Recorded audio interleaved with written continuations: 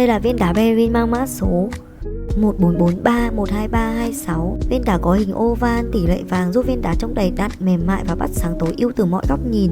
Viên đá có độ trong suốt đạt cấp độ tuyệt mỹ, trong vắt như pha lê cao cấp, mang lại chiều sâu cuốn hút cho viên đá.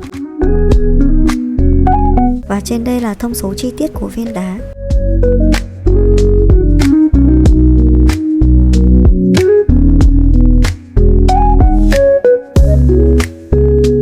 Trên đây là một số sản phẩm tiêu biểu các bạn có thể tham khảo.